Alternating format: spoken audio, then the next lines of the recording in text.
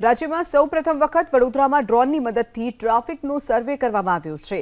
વડોદરાના ભારે ટ્રાફિકવાળા જંકશન પર ડ્રોનની મદદથી વૈજ્ઞાનિક ઢબે સર્વે કરવામાં આવ્યો।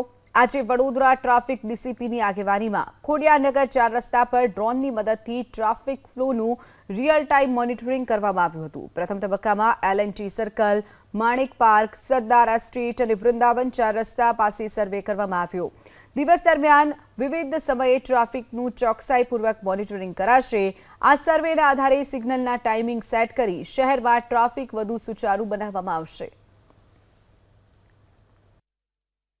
કારગર નીવડે એવું લાગી રહ્યું છે અને એનું અમે સર્વે પણ કરશું। એકવાર અમે આખો અત્યારે સર્વે કરી રહ્યા છે કે કઈ બાજુ કેટલું ટ્રાફિકનું ભારણ રહેશે અને કયા સમયે કેવી રીતના મતલબ મોમેન્ટ હોય છે એનો આખો ડ્રોનથી સર્વે કર્યા પછી અમે એના ટ્રાફિક સિગ્નલ પહેલાં તો ટાઈમિંગ સેટ કરશું અને એક જ સરખા રૂટ ઉપર જે 5 સિગ્નલો છે તો એમને એક સિગ્નલેથી કોઈ વ્યક્તિ નીકળે તો એને આગળના સિગ્નલે ક્લિયર મળે એના માટે પણ અમે પ્રયત્ન કરશું।